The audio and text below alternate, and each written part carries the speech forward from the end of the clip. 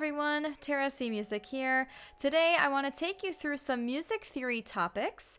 Today I want to talk about triads, inversions, and a couple other topics if we have time.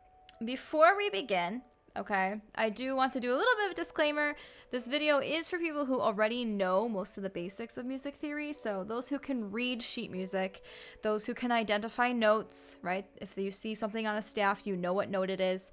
You can identify different intervals, so you know what a third is, you know what a sixth is, you know what an octave is. And also those who know, about sharps and flats, the order of sharps and flats, and the purpose of those things in terms of reading music, okay? Now, if you want me to cover a different topic for like another video, please just leave a comment, because if you guys are interested, I would be more than happy to do another video for you. So if you want me to do more of the basics, like even just identifying notes, just let me know, and I might be able to make a video later for you.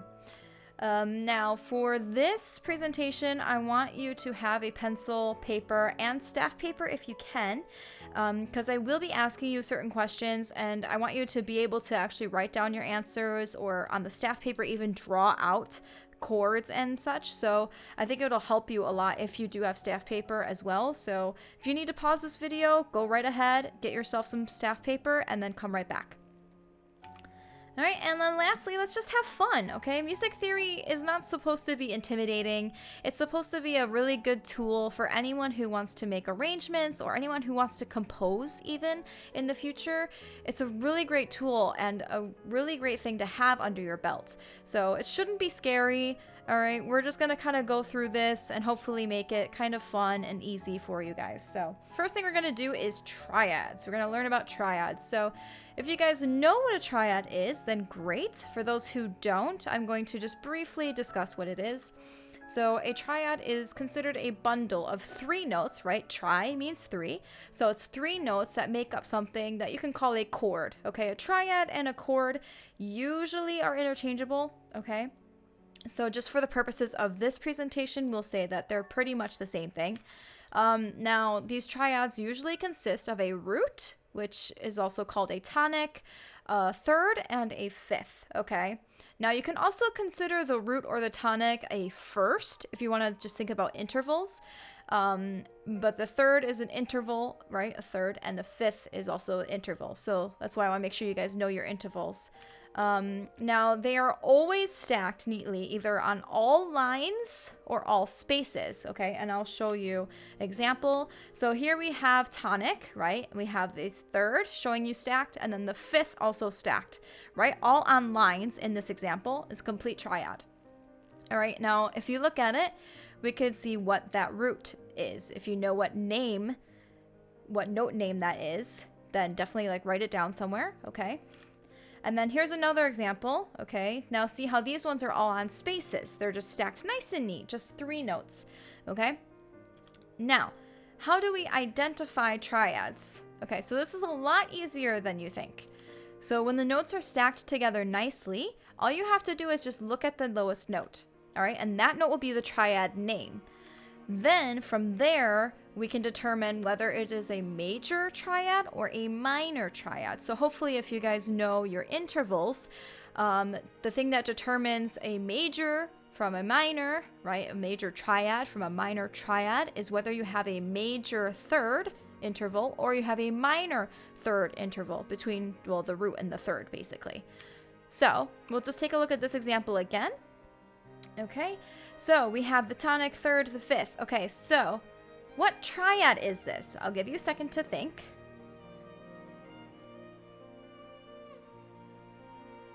Okay, and I'm just going to go through this briefly. If you need more time, go ahead and pause, and then, when you come back, we can kind of discuss it together. But the triad, so we look at the tonic first, right, the lowest note. So the lowest note is G in this case. Okay, all right, so we know it's G something. We don't know if it's G major or G minor. So now we have to look at the third, right, between the tonic and the third. Okay, is that a major third or is that a minor third? Okay, so if you do a little bit of thinking, you should be able to figure out that the tonic and the third okay, are a major third. All right, so then that is a G major triad. Okay, awesome job. So now look at this one now. Okay, what triad is this one?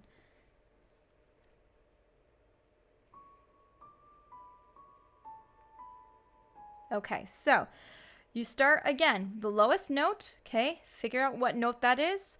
Okay, should be D, right? We're in treble clef, that lowest note is a D.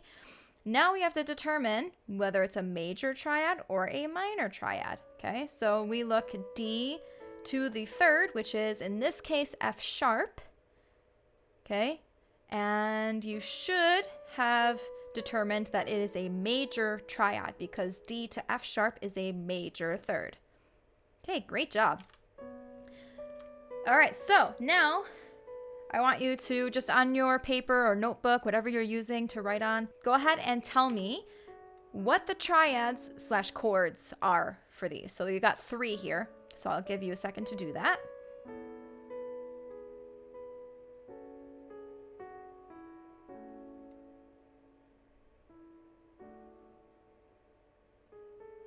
Again, if you need more time, feel free to pause the video, okay? Think it through, write down your answers, and then when you're done, just go ahead and unpause, and I'll be right here. Okay, now we are going to move on, and I will show you the answers. Okay, so are you ready? Here are your answers. So they are all major triads. Okay, we have C major triad, okay, C, E, and G. Then we have F major triad, F, A, C. Then we have G major triad, which is the same thing that you saw before. So that one should have been a little bit easier for you. It's G, B, and D. Okay, great job. Now we're going to learn inversions. So first of all, do you know what an inversion is? Okay, if you don't, that is fine. So an inversion is when you have the same notes in a triad, okay, but the placement of maybe one or more of those notes are a little bit different. So I'm actually going to pull over my pianissimo here so you guys can actually see it. Okay, so I'm going to play, we'll just do, I don't know, we'll do E major, okay, but like root position, right? So you have the E here, G sharp, and you have the B, right? So this is basically the normal triad, okay? Now, if I wanted to do an inversion, I could do this. You see how I moved this E up to here? Okay. So that's an example of an inversion. I could do it again. You see how I moved this up here? Okay, so those are 2 examples, okay, of inversion. So I'll just play all of them so you can kind of hear the difference. It's the same notes, but again, the placement is a little bit different, and it kind of gives off a little bit of a different feel as well.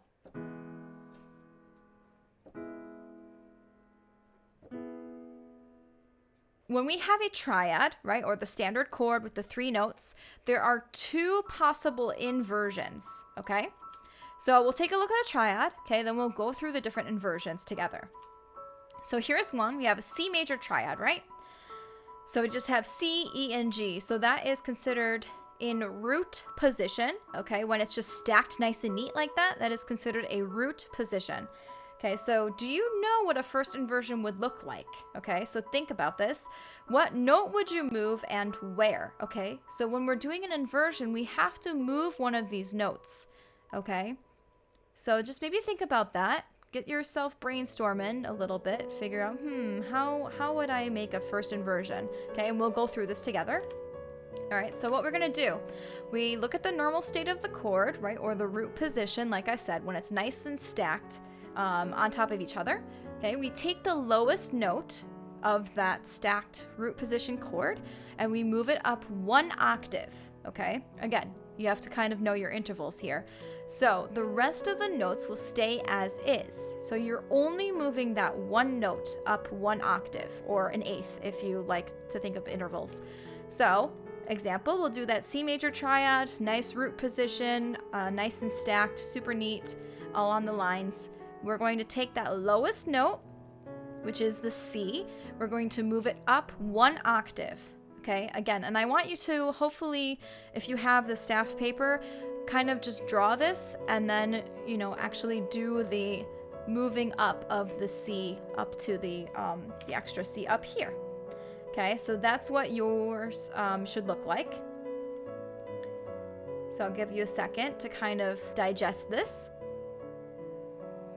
So if you take a look again, you see the C, the low C, goes up 1 octave to that C in the staff. Okay, so hopefully that makes sense. We're gonna move on to second inversion chords. Okay, we're still using C major triad. So from the first inversion that you should have drawn, hopefully, on your staff paper, now we're gonna take the lowest note from the first inversion and move that one up an octave as well. Okay, and then we will get the second inversion from doing that. So again, here's the first inversion, right? So take a moment, okay, look at the lowest note in first inversion, which should be E in this case. Now I want you to take that note and move that up an octave. Okay, and I will show you what the second inversion should look like. Okay, should look like that. Okay, so now what I want you to do is take a look at the lowest note in second inversion.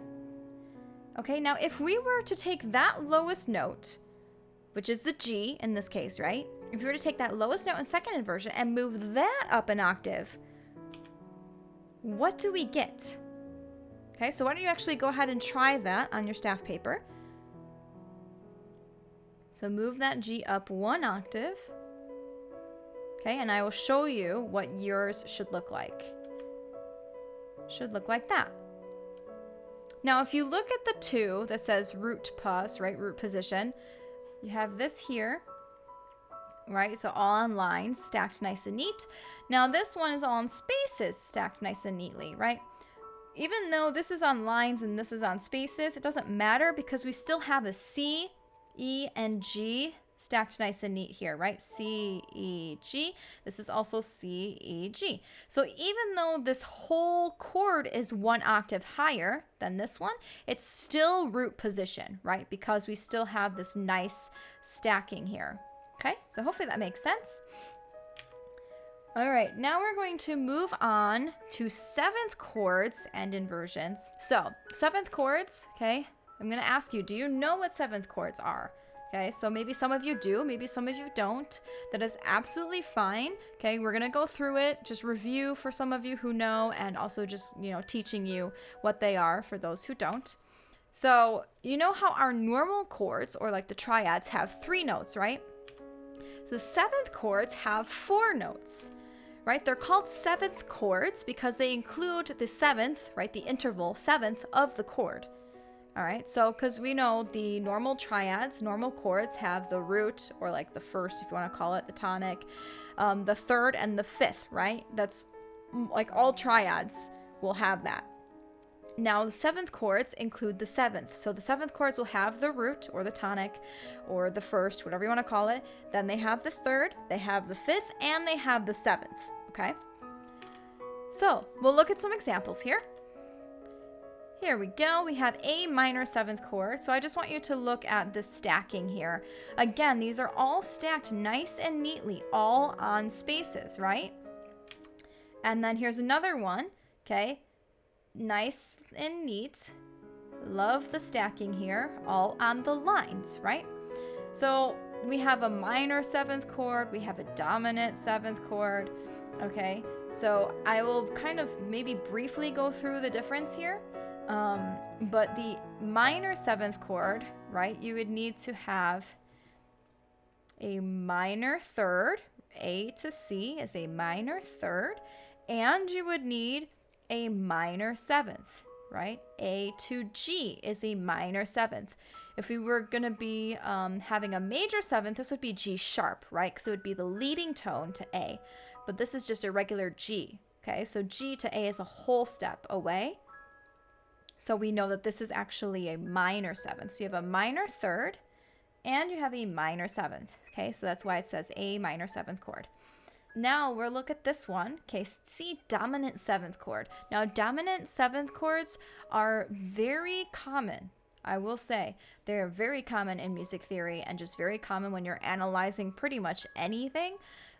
So this one, you need to have a major triad, right? We have C, E, G, so C major triad, but we need to have a minor 7th, C to B flat, right? So B flat to C is also a whole step. So we know that this is going to be a minor 7th, okay? So let me actually play these for you, because I have my MIDI controller on, so you should be able to hear these. So we'll start with the A minor 7th chord, okay? So we have A, yeah, you can hear that, A, C, E, G. So that's the A minor 7th chord. Sounds pretty, right? Okay, now we have C dominant 7th chord. Okay, yep, I can do this here. So we have, right? That's major. That's a major triad. Now we add the B flat.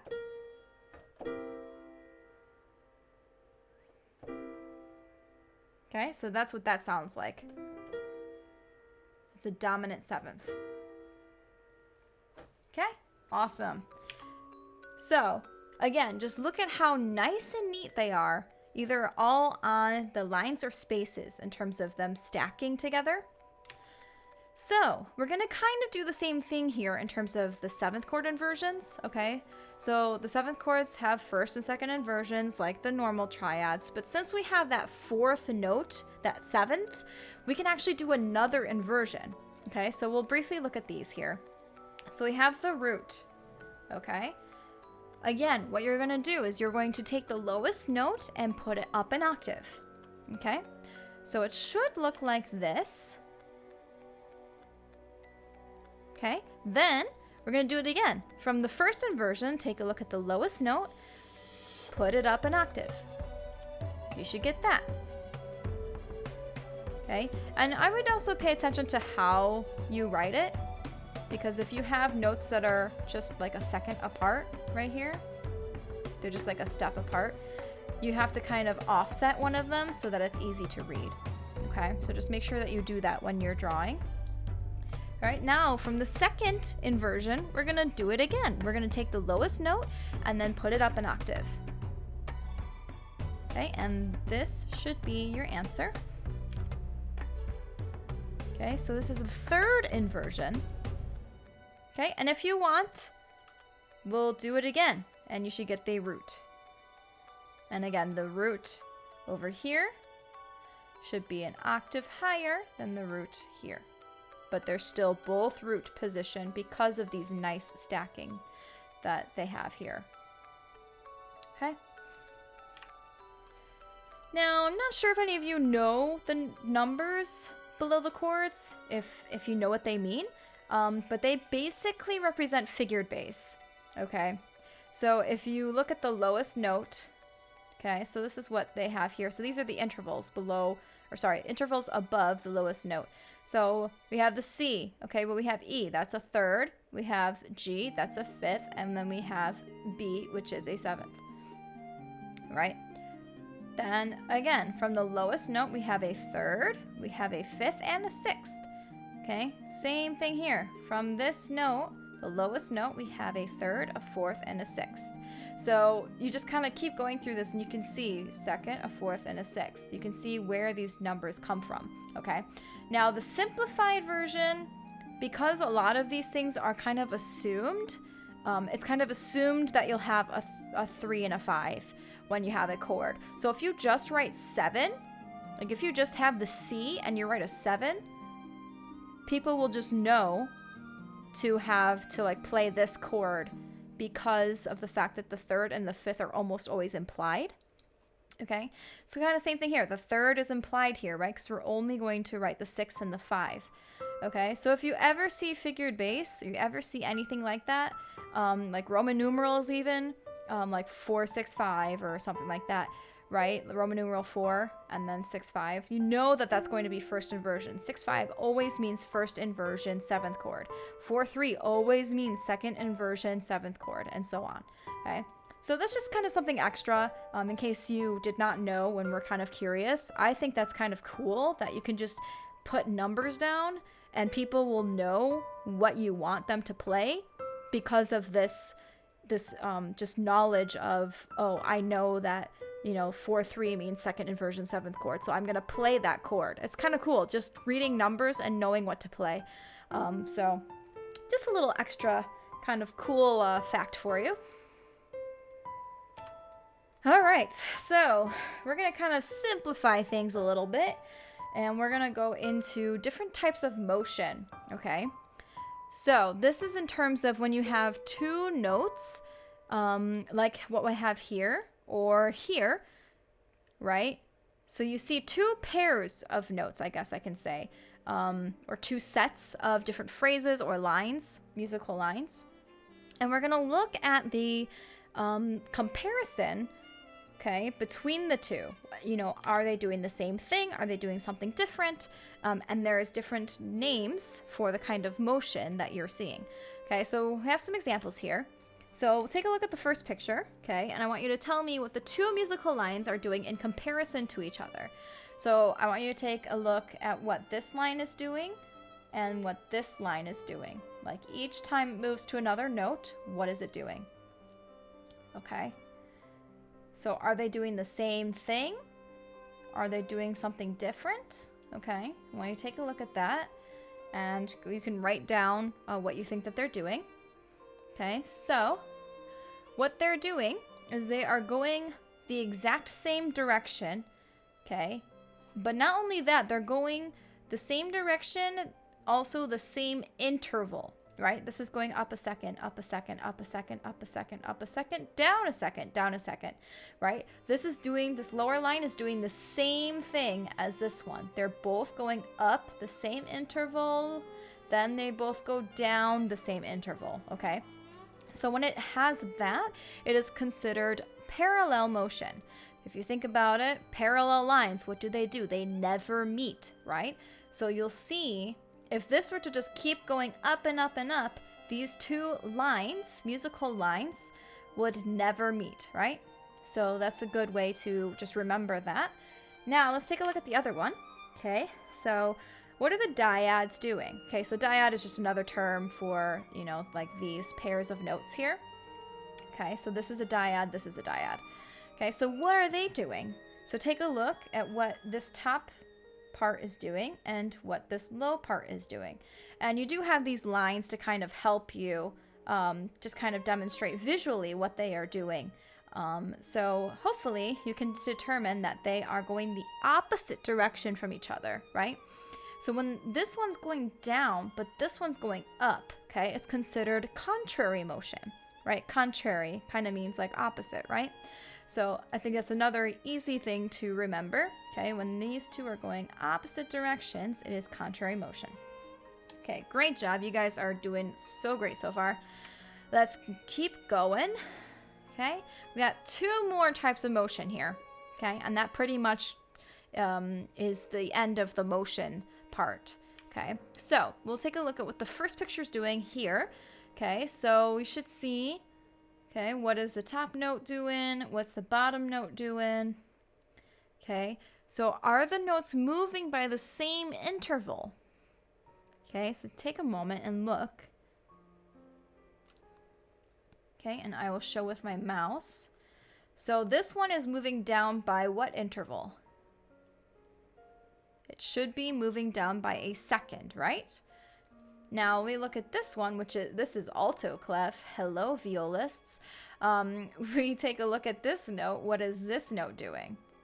This note's going down, but by what interval?